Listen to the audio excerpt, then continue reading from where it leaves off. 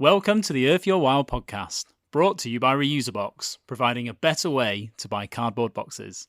We're your hosts, Jack and Ellie. This is the podcast where we talk to industry experts and change makers to try to answer the question, how do we make our businesses better for people and the planet?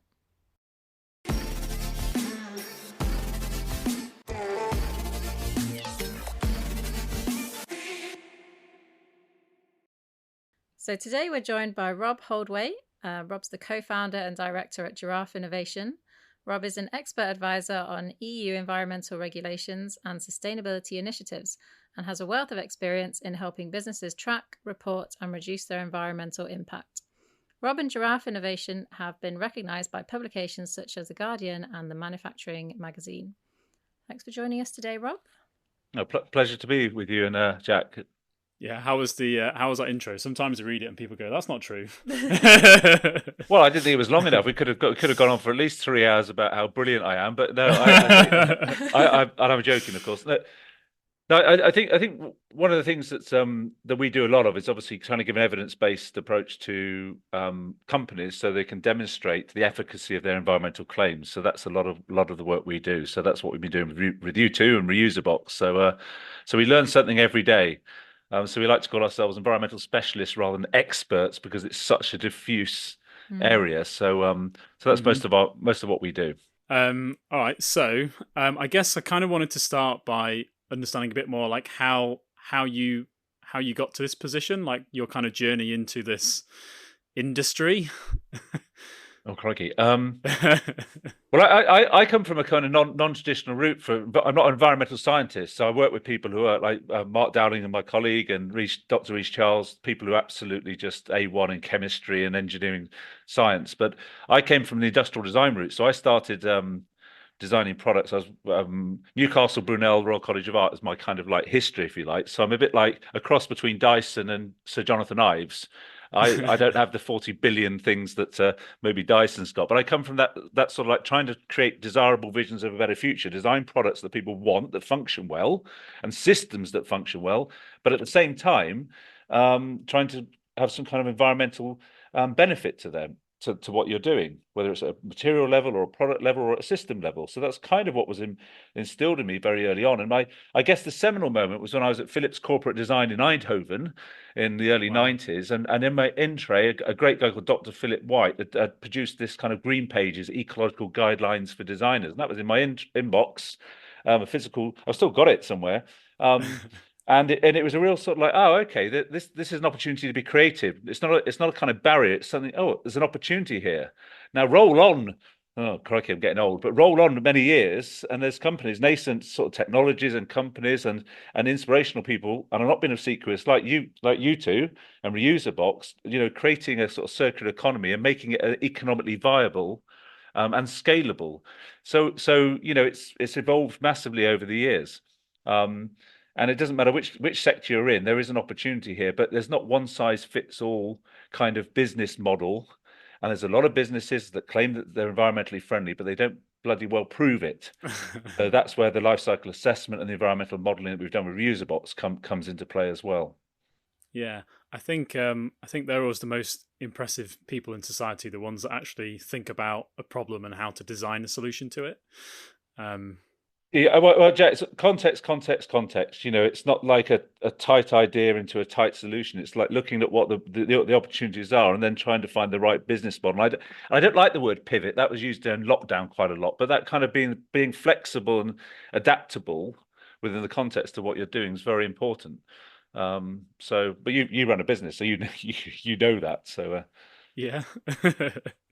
The next question we had really was just to understand a bit more about the kind of a bit more detail about what Giraffe do and the problem that you solve for businesses. I know you kind of touched on it, but in a bit more detail. Well, I mean, I have touched on this, and we use different methodologies. Life cycle assessment is the main methodology, and that's looking at from raw materials all the way distribution, use, end of life, and also cradle to cradle, all those sorts of things, but trying to model the different stages so you can kind of get a baseline and then direct where you can reduce the impact. So we do that. We've done that from everything from sausage rolls to cremation. We've done most of Sky's products. So Sky Glass TV, the world's first carbon neutral TV, because they use offsetting mechanism. But Sky Zero is a very impressive program they've got. So lots in electronics, lots in packaging, lots in materials, and lots with small companies, startups like Club Zero, reusable coffee cups. Nice. And reusable meal trays. And we did the LCA back in 2018, and we're updating that now as well for Safia, who's a force of nature and a brilliant, again, like you guys, brilliant entrepreneur within this space. So that's kind of what we do. We get that baseline, and then because we have a design engineering background, and also I should mention I'm an academic at Brunel University School of Design, and also I'm visiting academic at Imperial College Dyson School of Engineering Design. We have that ability to say, okay, have you thought about this change or this change? And if you did, what could be the benefit or disbenefit of doing that? So that's what we do. Now, of course, the addition to that is companies of all sizes will have to start reporting and being asked to report on their Scope 3 greenhouse gas emissions. So if you can then peg it to their ESG, environmental, social, and governance strategy with that data, it becomes quite informative and works pretty well for basically enhancing the business and trying to make the business more profitable, frankly. Yeah. I always think that, like, especially with what we do, often it's actually just using your resources more efficiently. Getting rid of like single-use products and sharing stuff has a really big impact. Well, it's interesting because what you do, I mean, if you look at the circular economy model, and everyone uses these things, and it's very easy. It's like the UN SDGs. I mean, the lexicon. When I was out in COP28 in Dubai, and the lexicon, all these initialisms and acronyms, it's like a big soup. It's really hard to understand what's going on. But within the circular economy, it's patently obvious that the tighter the loops, the whole principle, the tighter the loops, if you can extend the utility of a pack, just an example here from a biscuit company, it's better to do that than go back through the recycling process and kind of all the comminution, the loss of materials with all that process and all the emissions associated with it. It's quite a powerful thing to do. What's much harder, which is why I do respect what you guys are doing, is to make money from it and be economically viable and to offer the economic benefits to your customers as well. So that reciprocity on the economic model underpins the environmental credentials you also offer. So that's why what Reuser Box is doing is interesting and powerful and scalable, which is also the important part. That's my independent assessment of what you're doing. So I noticed I had a look on your website, and you work with some pretty big companies like GSK, Sainsbury's. Some of these are arguably some of the, they have a pretty huge environmental footprint. I was just interested to know, are these companies, are they serious about reducing their environmental impact? Is it that they have to, or is this something that's just recently coming in and the companies kind of all starting to jump on it?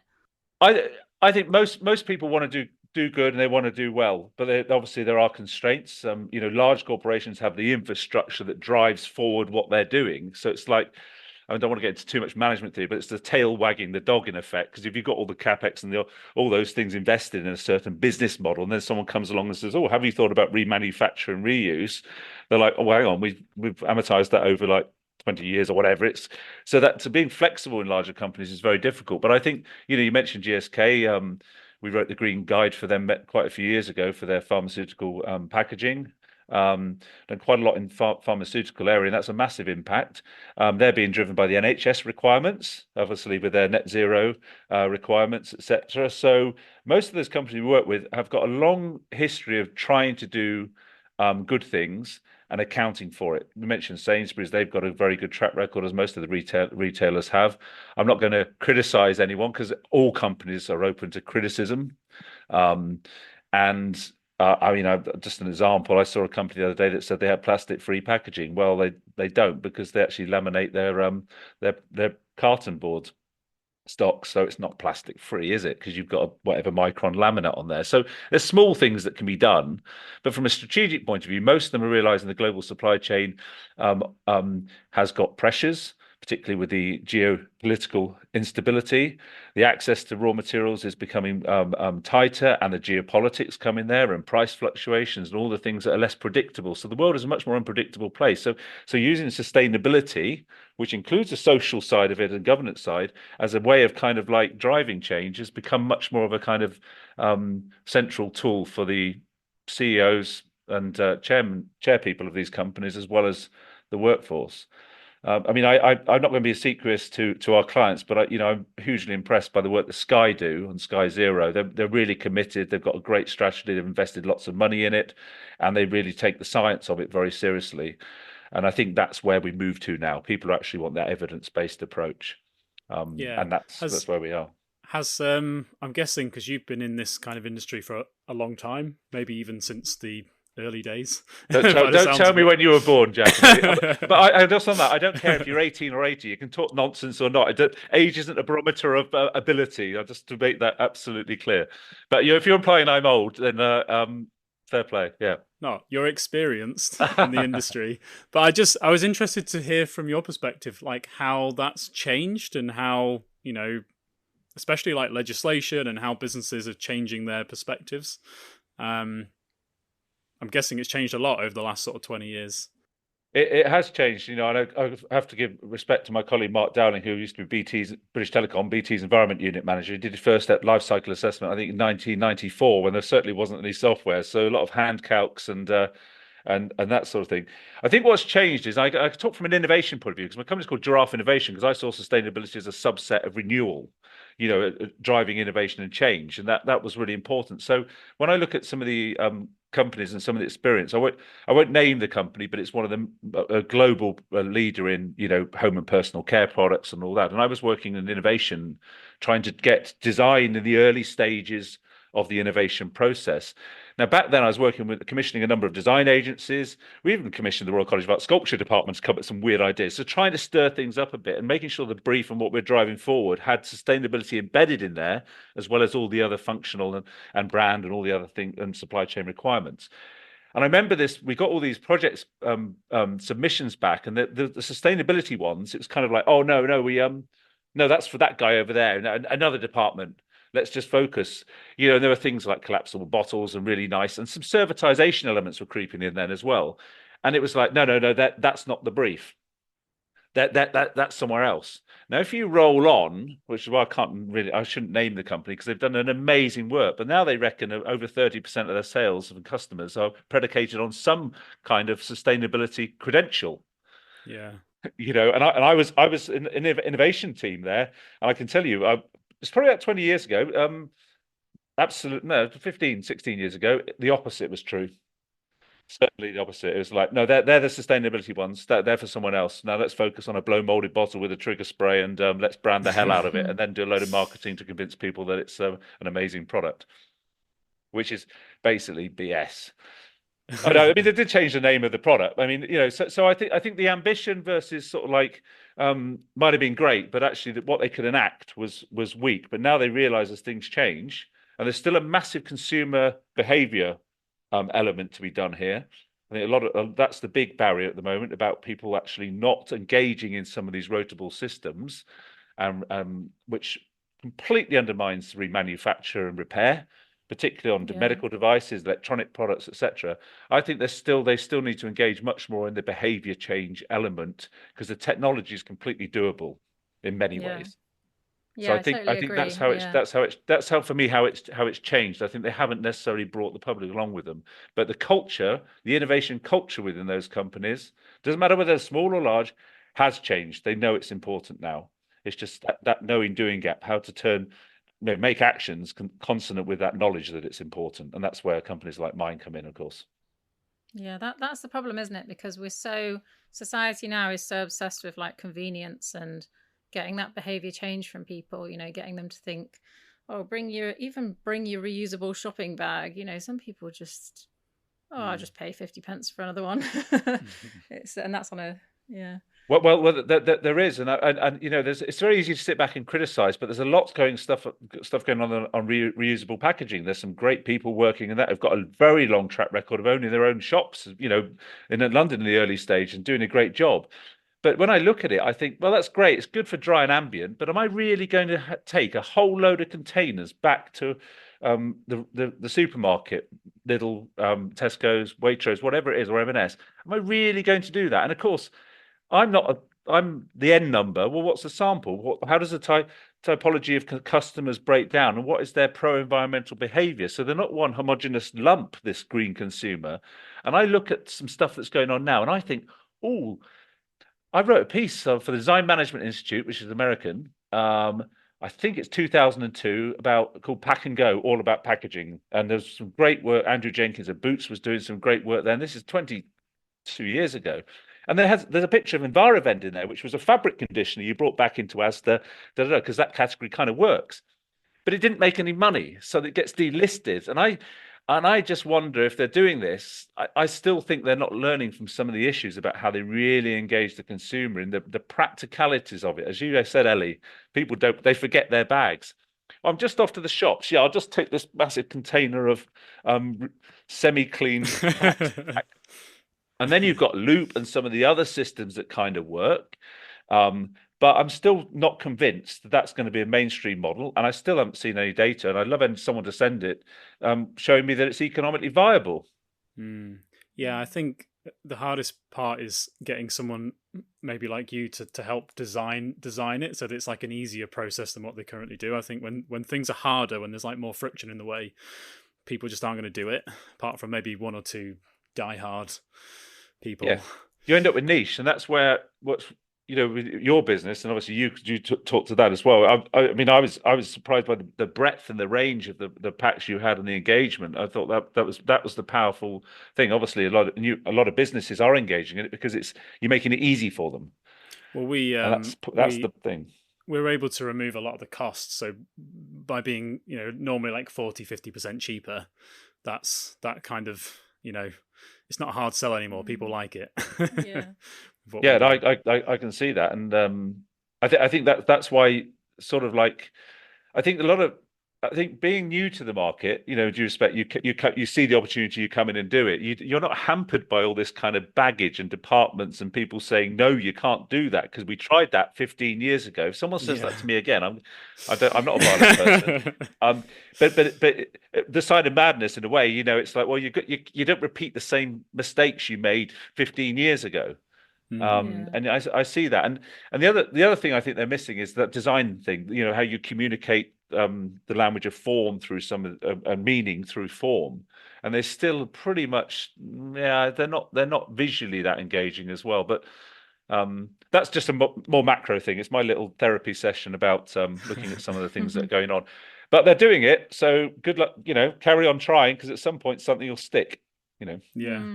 I guess the world, issues with the climate crisis have moved on in the past 20 years. I think I'm quite aware that I'm in a bit of an echo chamber myself, but I like to think that things are, people are and companies, and generally we're all becoming more aware of the problems. So I would hope that would make these things people would be more interested in them.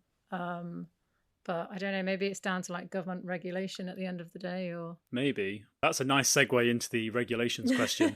But before we go into it though, I actually noticed from my perspective, because we've been doing this for about 10 years now, and when we were first start to try and get people to reuse or sell used boxes to a business, and there'd be like some old guy with like grey hair, and he'd be like, no one's going to want to do that. They want to have like a nice, perfect box with their logo on.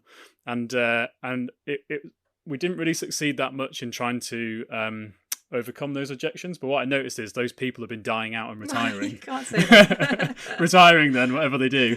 And then the next people that come in, we speak to them and they're like, oh, I know, this is great. Yeah. So I feel like definitely in our industry changing. Things have changed in the last few years, definitely, which is quite exciting. Great, yeah. Well, that's what I mean. The editor of the Daily Telegraph once said that they had a problem with biological leakage, and by that he meant all our readers are dying, was pretty much. But he maybe that's the next term you use there, Jack. Biological leakage.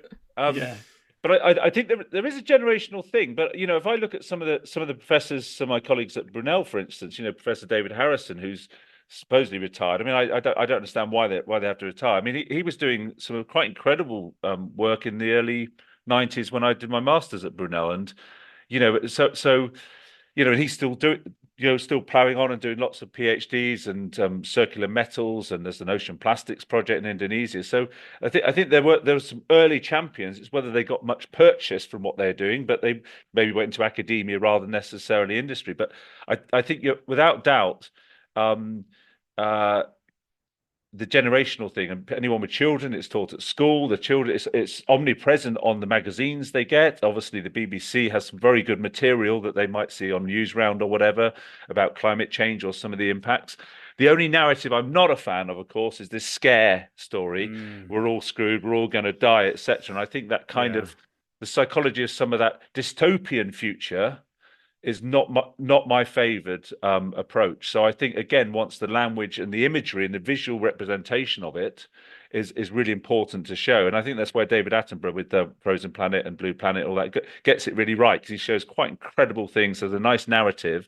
So it's a bit like praise, punch, rather than we're all doomed. But I definitely generational. I've got children, and I know what they talk about, and sometimes they know things. You think, oh, well, that's impressive. I didn't know that. So I think the future's bright if we let them get on with it. Yeah. So there was a segue into the regulations question. Do you know what the hell's going on? Because we speak to loads of businesses, and everyone's just confused. I mean, what is going on? So, sorry, Ellie, go on. I'll make that a bit more. Sorry, make it more professional. More of a question. So the EU's recently banned misleading environmental claims such as climate neutral or climate positive. Do you think this is like a positive step forward in addressing greenwashing? And I guess there's another question there. What are the dangers of greenwashing and also green hushing for companies? How are you defining green hushing? Just so I make sure my. Oh, well, I would say when companies, don't shout about the great things they're doing environmentally, for fear of being called out about it. Yeah. So I think. I know it's almost impenetrable. The legislation also post Brexit, there's other things that come into play about moving of materials. I'm not going to. Sorry to mention the B word, by the way. But it's a reality. So there's no point whinging about stuff. You got to get on and do stuff. One of the things about EU environmental legislation is that there's a lot of it. It doesn't matter which sector you're in, it's going to get more restrictive. Whether you like it or not, or you think it's good or not, is another issue. The plastic packaging tax, for instance, is an issue for a lot of companies. And whether you come under the threshold for the packaging waste regulations, etc., there's quite a lot of complexity there. Now, I was in PharmaPack in Paris because we do stuff in the pharmaceutical sector, and there was a whole presentation from two people about legislation in France versus the other EU member states. And I can tell you need to be a sort of ersatz lawyer just to understand this stuff. What is clear is that extending what Reuse a Box is doing is clearly an important part of what the EU and the UK government want to do. They want more reuse. They want more extended utility of materials. And that's the important part of the legislation. They want so legislation is a blunt instrument to get them to do what you want to do.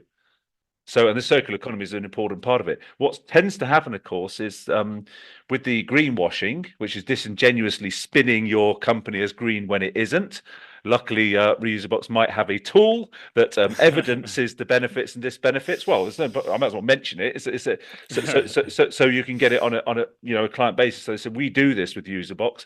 Oh, here is the benefit of doing it, and here's the equivalent benefit of doing it. So you're evidencing. That's important. Whereas a lot of people say we're green or whatever, and you go, well, prove it.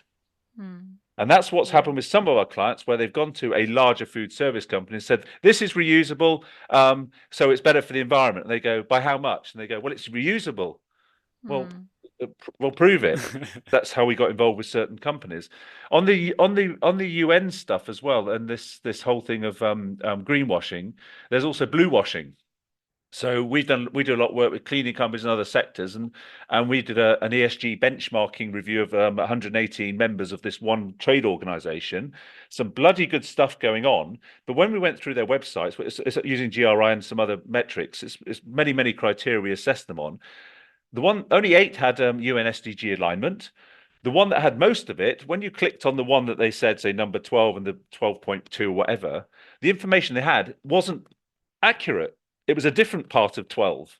So you're going, well, hang on, it's great that it's on here, but so what? So it's wrong. So you have to be very careful pointing these things out gently. So you have to anonymize everything and say there's work to be done on there. But they're trying to do a good thing, aligning to the United Nations Sustainable Development Goals. But then you go, at some point, do they really understand it? And then if it's inaccurate, then it means it's BS. Now, it could be a genuine issue, or it could be that they just said stick some of those logos up and make something up. You don't know. But so there's a lot of issues. So you've not only got legislations, you've got the UN SDGs, you've obviously got bluewashing, greenwashing, green hushing, Ellie, as you say. What's bluewashing again? That's basically aligning to a United Nations program, and then when you scratch the veneer and say, "Oh, that's great. Oh, good. Okay," and then you click on it, it's just a load of bullshit. well, it's inaccurate. But the thing that Jack, the thing that gets me is because obviously feedback. These companies, many of them, great people. They want to do the right thing. And then I say, well, you're doing this here, this here. You could be telling a great story about what you're doing without spending any more money. You're already doing it. And without going back into management here, but knowledge management is you always start with make the most of what you know. Yeah. So my provocation to them is it's not direct criticism. It's like, I can see you're doing some good stuff. You could be saying this, and they go, oh, okay. Yeah. So it's about building on what you already do to make sure it's coherent, intelligible, and then saying what's our strategy going forward if you do want to report, etc. But legislation is, we work with West London Business, which is a business group which includes like Heathrow and big, but also very small companies. So I've been working with a lot of their small companies through the Better Futures program, and legislation is an issue for every company. So I normally defer to my colleague Mark Dowling for legislation on environmental issues, because he did used to manage that for BT. But you have to be on it all the time, and it is a pain. And I'm a great fan of removing regulation from business. Don't like taxes, don't like regulation.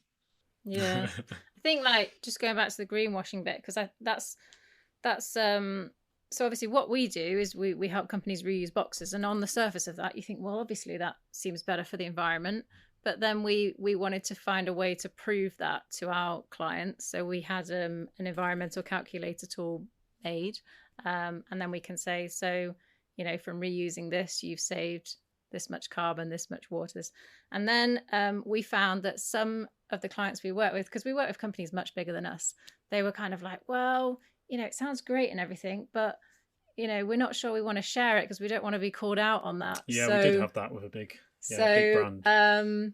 Yeah, for us, that's how we met you guys, because we got you to do a third-party review of our tool, just to check that, you know, it's got the latest data sets and it's, you know, it's up to date, and we can believe what it's, and we can say to people, you know, this is accurate, this has been approved by Giraffe Innovation, and it includes this and blah blah blah. Do you think that's the way companies should be going, rather than just saying, yeah, look, my product's really eco-friendly and green? Do you think? Yeah, I mean, it's a tricky one. Depends on their sensitivities, but the tool that you've got is of a high degree of accuracy. But you know, so we've worked with Dell Technologies in the States, but there we look at specific materials coming from a specific chain, and we get primary data right the way through, from mining through to, you know, so, and this isn't, obviously our research there isn't in the public domain because it's for Dell Technologies, but and that includes other, you know, some quite exotic materials, and of course there we get with big budgets going into great detail with primary data. So at some point you go, well, hang on, you could spend many months coming to a point of getting primary data where the fiber stock's coming from, you know, Vietnam or China or Indonesia or wherever, or Scandinavia. I mean, but there are aggregated databases that are very robust and generally agreed to be sensible. So the populated back-end data of what's in your tool and the methodology approach as we've assured is as good as you're going to get, unless you say, right, we're going to go back to where did the wood come from, primary material come from for the pulp and the box, all the way through all the different stages and model it, right the way through to eventually being a reusable box, and then back out to whoever this company is. Well, why would you do that? because the degree of work involved is just quite it'd be impenetrable and subsume you. So that's why these international databases and why we have some primary data, because we have modeled certain materials, as you know, so we can blend that. So I think if they don't want to publicize it, then that's fine. But I would urge them to reconsider that and to say, well, let's make a complaint, a campaign around it, but with humility. And this is one thing on green messaging.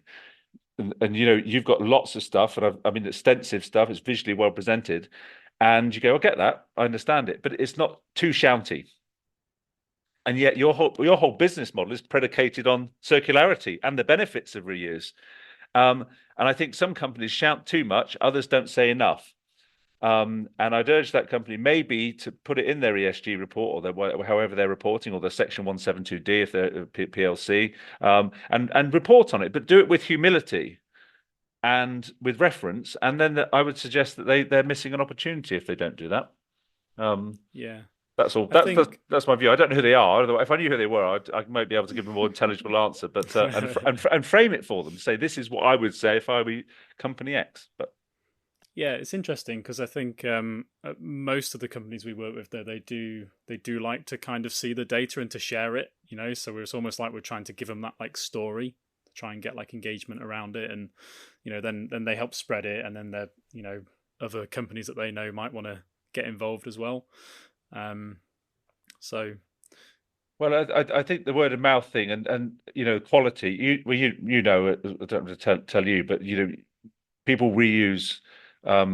Your company, they reuse a box, if that's not too much of a mouthful. Because quality, number one thing, people want reliability, quality. The protection, containment, all the things that you do, and it has an environmental circular economy story. So I can't see why they wouldn't weave that into something.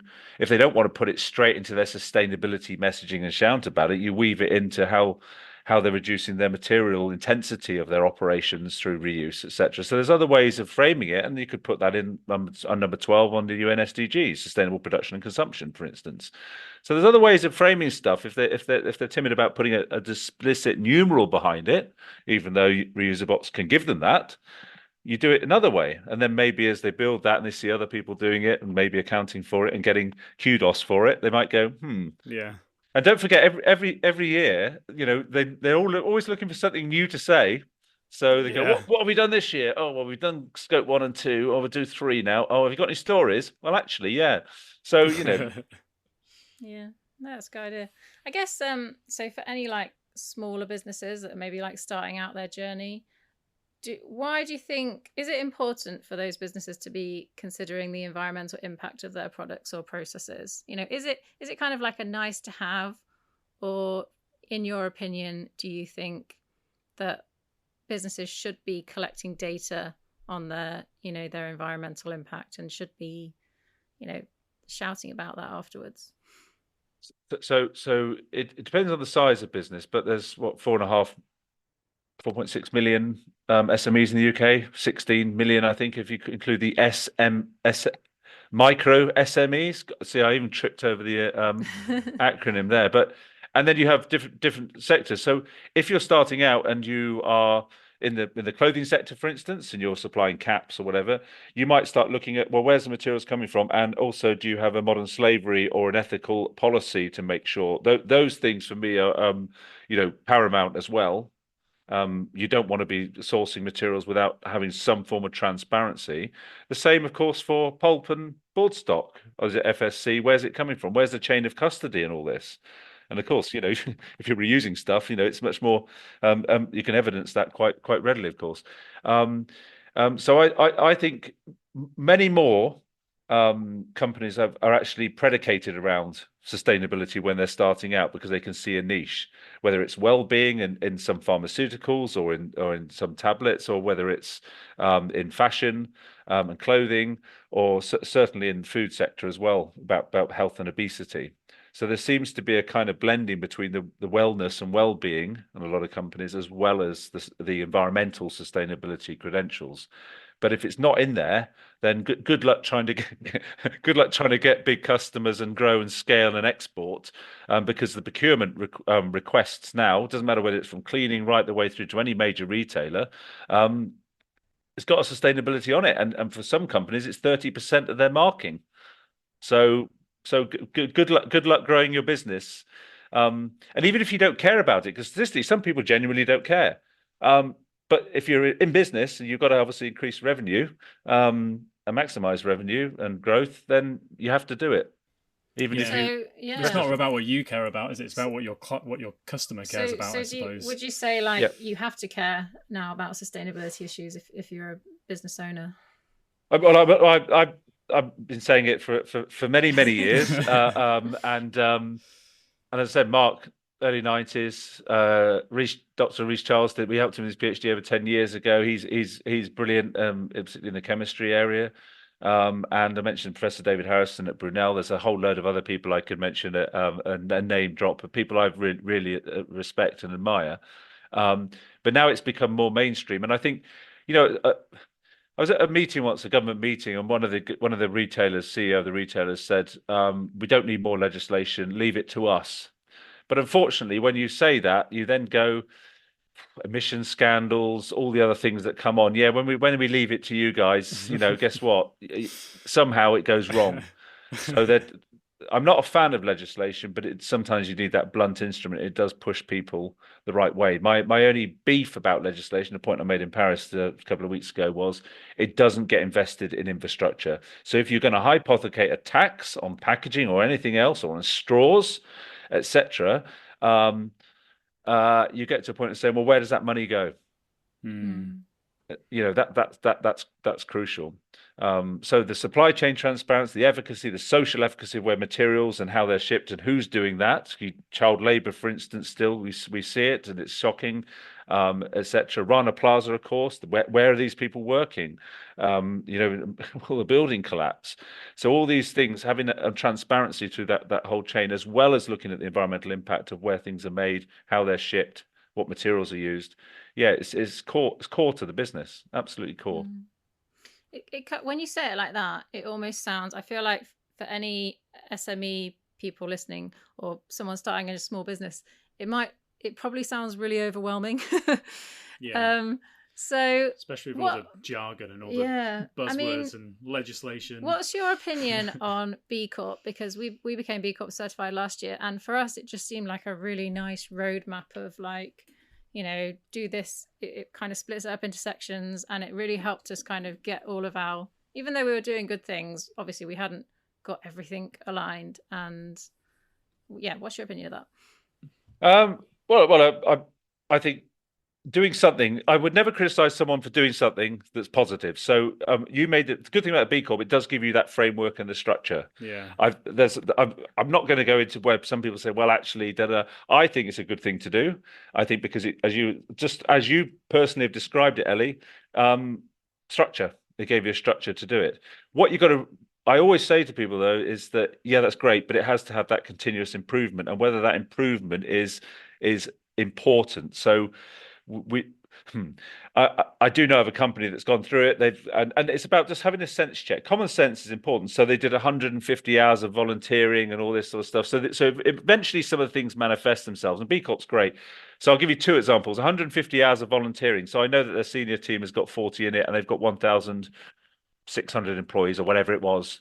But whatever the equation was, off the top of my head, it was 5 minutes 37 seconds of volunteering time for each employee. So it ain't worth mentioning. The 200 trees that they planted, etc., compared to what they do as a business, was roughly the same carbon as, because where it was about 1.8 UK citizens' annual emissions, and these were two big numbers on their website. Yeah. So it's about equivalence. And I mentioned humility earlier on, but B Corp's a really good thing to do. Having a basic environmental policy is a very good thing to do, and just understanding what you're actually practically trying to achieve. But there is one other thing I would say to businesses when they're starting out, and I never tell them what to do, but I tell them the consequences of certain actions. I hate these Nice. consultants or these so-called business advisors that have never bloody run a business in their life or done anything in their life, but somehow now they can tell everyone how to go about stuff. But it's about saying, that Simon Sinek type of thing. It's like everyone talks about purpose. It's like, but people say what they do, they say how they do it, but they don't say why they do it. And trying to elicit that and say, what is your vision? And then they go on for ages about stuff. No, I just want, Instagram to capture the world's moments. What is that one thing that I get straight away? Then what's the mission that supports that? Actually how you can do it. And then what values do you adhere to? And I show them some really great companies where immediately they go, oh, it's so obvious. And they're global companies, but it's literally just simple. And then these simple, and they know the brand really well. And they go, I get it. So the whole thing in Dubai, I was very interested in the work of Bruce Mao, who I've known his work for quite a long time. But this kind of manifesto as method. So having a kind of manifesto, a purpose within the business, is a very powerful thing to do. Now, if you're on your own or you're small and starting up, you do need people outside to help you. So the work I do with West London Business is some of that, but also at Brunel we do some of that. And I was an innovation director at Brunel as well. So we used to work with so many different small companies to try and say, well, you want to do this project, great. Why? Well, because it's my business. Oh yeah, but that's the what and the how. But why do you want to do it? And then of course, those questions are really useful and they're hard to answer. But you've got to answer them yourself. I'm telling you this. You've started running a successful business, but if you don't answer it yourself, then it's unlikely it's going to be a longitudinal success, in my view. Yeah. I mean, that for us, that was the difference from moving from a cardboard box company to creating a brand. And I think that's what, like you say, we need more purpose-driven businesses that. It's a business is like a group of people, right? And if you can align them around some kind of why, this is why we're doing it, then in the simplest form, from my experience, you just make them better at what they do. You make them more productive. They work better together, and it's funner. Seems to be funner, I think. Yeah. I mean, I have no interest in cardboard boxes, to be completely honest. But me neither. Neither do any of the other box companies. But it's a necessary thing, and it's there's lots more involved. But you are interested in quality, supply, stopping yield loss, and sustainability, and all those things that underpin the business. And I use that word pivot, but it does mean you can sort of like say, well, this is what our brand stands for. So it's sort of you future-proof it in a way, because there might be other opportunities that come along that fit within that overall strategy, and you can sort of change it slightly. So. But I think you've also hit this absolutely about business ethos in the way you talk about. It's just about the people. It's about most of the technology. There are challenges, that, because you've been doing it. But culture and people is something I have spent quite a lot of time looking at, because Louis V. Gertner of IBM, when he took over IBM, it's this monolithic PowerPoint slides, and he said, a company is no more than some capability of its people to create value, and most of the important rules aren't written down anywhere, because it's how people behave, think, and what they really say. So you can give them a bloody ESG report. You can give them as much as you want. You say, here's the legislation, etc. But if they don't really believe it, they don't behave it. And if they don't believe in the why of your business, then it's very hard to build a brand, because it's pulling in so many different directions. So I think what you just said there about the people element is the one that's often most misunderstood by business. Yeah, it's probably the best investment to make, and probably the cheapest investment to make as well, I think. Yeah.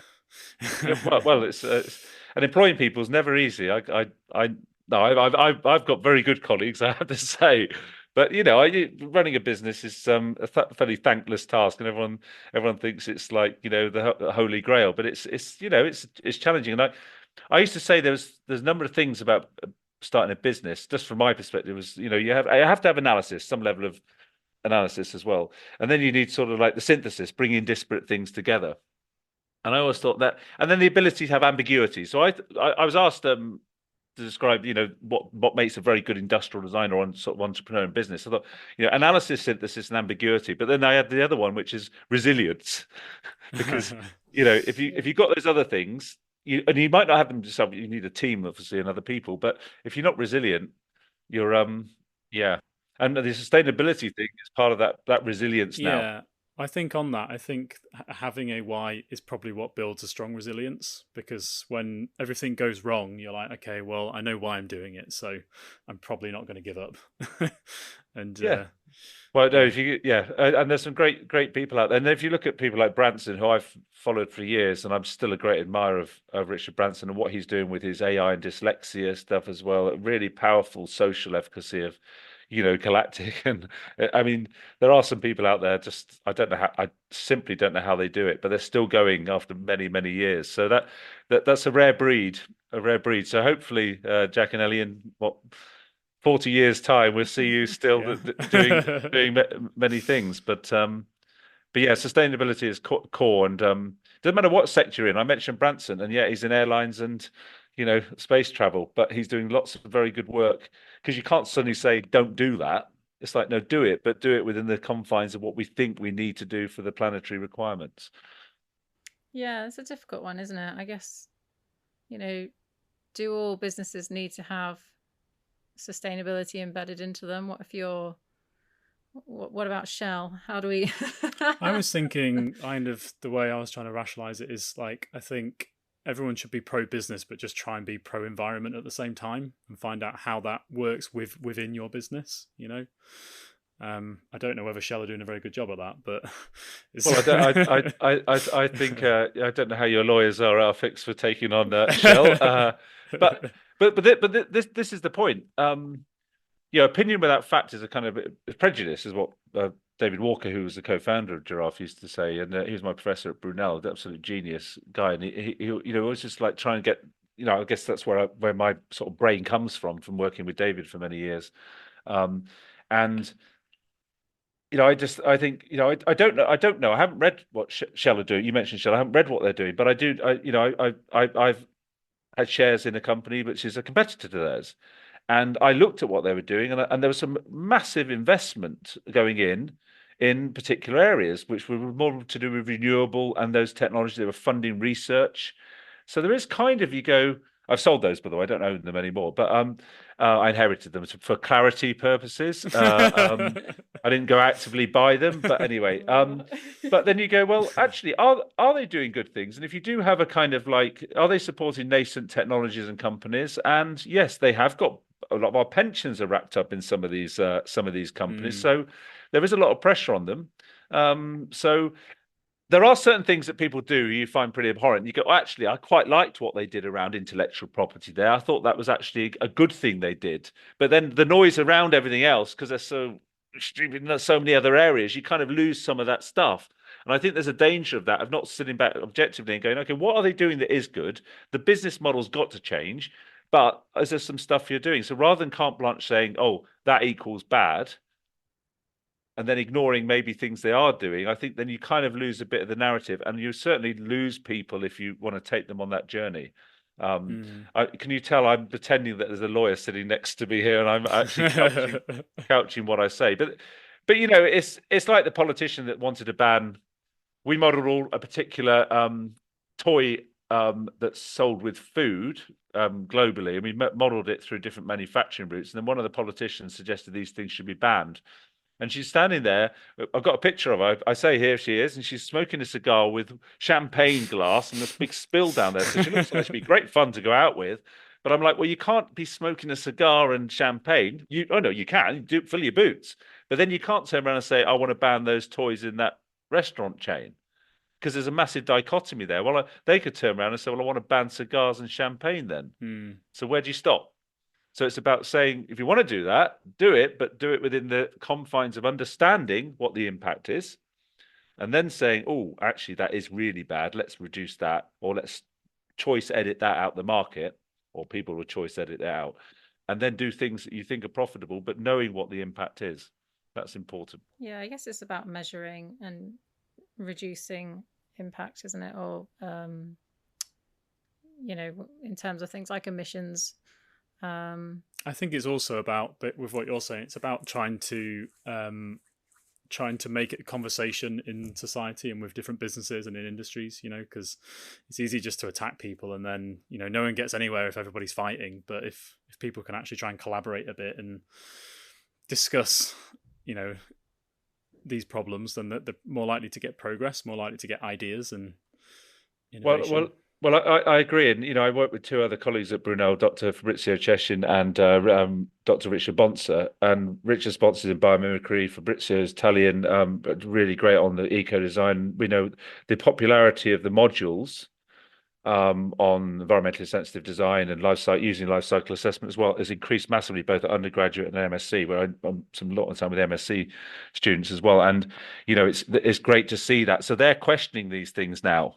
So no matter what these companies are doing now, and with respect, young entrepreneurs, it's relative, of course. Like actually showing it's economically viable, which of course is very attractive for students graduating as well, is really powerful. So, that's positive, and so these companies that don't take this on board, their customer base, they won't get employees, they won't get new people graduating. If companies want to recruit anybody, young recent graduates, etc., they're going to have to think about their sustainability credentials, because the evidence shows that caring, well-being, civic responsibility are way up on the agenda of recent graduates, and that's changed massively. And that's like that Hertzberg model, the two-factor model. It's not just how much will I earn, etc. What will I get when I get a car? It's actually how you support me. And there's a lot of evidence. I've got referenceable evidence on that as well. So if you want to recruit bright young people from university, then you've got to have some sustainability credentials, and if you want to keep them, you've got to build on that. And so some of the companies in certain sectors are probably struggling to recruit the sort of people they want now, because they're perceived as being bad, and they might be bad. So that's a challenge. How can businesses try and create that culture, do you think? That kind of culture of sustainability and collaboration? Are there any examples you can think of? Oh, crikey, Jack. You said this would just be a nice, few questions and chat. That's sort of like now you're asking me to rack my. See, I'm not quite at Biden's capability of. I see, I've gone into American politics, haven't I? At least I know the French. At least I know the French president is at the moment. So how creating a positive culture around the sustainability agenda is about also diversity and inclusion, making sure everyone feels valued. But culture is the way we do things around here. So it's not only all the policies, etc. And I kind of alluded to this earlier. It's actually, how do people interact with each other? How are your teams organized? How are they remunerated? How are they supported if things don't go well as well? So it's often a lot of people who lead a business aren't very good necessarily at dealing with people. Yeah. And actually having empathy. But then there's a balance, isn't there? Because you also got to get stuff done. So there's a case in the media at the moment. It's like, well, so how do you know what the lines are? So having a really good positive culture is a very difficult thing to do. But companies like Branson and Virgin, I work with a colleague who's ex-Virgin. He always talked about the positive culture, because there was a kind of they had a very nice manifesto as method there. I was talking to him about this. So they had the values and what the company stood for were very clearly and visually laid out. I did a company the other day. I did an event for a client at the Salesforce office. It was known as Heron Tower. It was known as Heron Tower, right in the middle of Liverpool Street. So Salesforce is a very large American corporation, as you know. Walked in there, I couldn't believe how stunningly beautiful the offices were, the energy, the way they met people, the people on reception, the fish tank behind there. All these are little signs, but they could be fluff. You get up there as well, they have these little figurines, and there's this big bear behind this piano up top. So you think this nice view down, overlooking down onto the Gherkin building, all great. And I said, "Oh, what's that bear then?" I said, "Oh, that's the diversity inclusion bear." And so I asked, and it was a member of the support staff. So it wasn't like the people showing off. They knew everything about what was going on, and their values are there, etc. I thought, okay, it's because you always ask the person who's doing the teas and coffees, not the person that's showing you around or hosting the event. So Salesforce, I would suggest, my anecdotal evidence there, that culture was known. But there's a great thing to do. If you've got a vision, mission, value statement, all this stuff, or if you've got kind of like all this brand, what our brand wheel is and all this, best thing to do is before anyone who's senior presents it, ask them what the vision is and get them to replicate it, or say, what are our values again? And see if it just flows off the tongue. Because I'm quite irritating. If someone's going to BS me about their vision, mission, and values and say, oh, blah, blah, blah, I say, oh, what is your vision again? I'll know because I'd have read it on their internet. And I've done it with a major bank as well. I asked. What did they say? Oh no. Well, firstly, he got it wrong. He said he just blabbed on about what they did. Oh well, we service blah blah blah customers across the UK and the world. Da da da. I said, oh, okay. And I was in. I won't say which bank, because I do actually bank with them as well. But there's a whole thing. I actually used their vision, mission, and values to show SMEs up in. I did a lot of work with the Northern Powerhouse and SMEs, and I said this is really really good, but I've got a story, because I thought this is amazing, and they'd obviously. Well, the branding was quite incredible. I thought it was great. Well done, really good. So I thought I'll ask someone who's quite senior there what their vision values are, see what they say. And they went straight into what they do, what and how. They didn't go into their vision, and it's quite interesting. And so they were describing what their job was effectively. So if you are going to have all this stuff, you are going to implement it, you are going to do all the things you want to do, make sure that people actually, it's got traction within the people, right down to the people who maybe even clean the office. You know, they understand it as well. Really important. We like to have a little when new people join the team, we give them a little presentation and explain, you know, what we do and why we do it, and we give them a little welcome pack. And just to begin with anyway, but that obviously it has to be ongoing. Give them as some well. chocolate, bribe them, make them remember it. Well, that's it. I mean, even remembering where people's birthdays are. Yeah, you know, there are small. People forget we're people. We're humans. You know, the anthropology of running a business is as important as the technology. So, I think, small things matter. Small things count. And I've known some large companies, and I won't say where they wouldn't let him take time off when his son was in hospital for certain days. You know, they were difficult about it. How long do you think that person stayed at that company? I mean, their CV's been written, you know, sent that day, you know. So I think the small things do matter. And large companies become too big, and that's their challenge. And they do actually become a system that's almost inherently unknowable. Therefore, it's inherently unmanageable. So you get to a position of saying, well, if that's the case, then what are you managing? It's just this monolithic things. And I think I've seen something in the news recently in the. Again, I'll be careful what I say, but you know, large corporations and institutions not looking after the people who are, you know, vulnerable and need support. It's funny how so many people suddenly become fraudulent in your company. Wow, wow. Oh, didn't that ring? That can't be. I mean, statistically, it's an anomaly, isn't it? I mean, it's anyway. That just we'll avoid that one because of the lawyers. But but you see what I'm saying? It's just. Yeah, it is really important. Should we do our final question? Yeah. Do you want to ask this one? Yeah, can do. So we like to have a question. We always ask people at the end. We do. Closing tradition. So we'd like to know, where would you like the world to be in 10 years' time, or where do you think it might be? Well, where will it be? Well, it's immutable. The climate change is happening, and it will affect different people in different places. So I'll give the predictable thing. The temperature anomaly is going to carry on 1.5 degrees consistently. We're going to get warmer, and some parts of the world are going to be much more vulnerable to flooding, etc. And all you have to do is look at the island of Tuvalu. I think it's quite catastrophically bad. They've even got a digital twin of their culture, and they've have to offshore their parliament. The topography of their the topology of their land is 15 feet above sea level, and 0.3 millimeters a year. Ocean gets warmer, Pacific expands, warm water expands. So they reckon they've got 50 years. So, so there's your 50-year timeline for a culture that's got the Union Jack in its flag still. So I think we have to be much more supportive of the Commonwealth and those sorts of things. And I saw Tuvalu at COP26 in Glasgow. I saw them in the UN zone again in Dubai, and I think that's really important.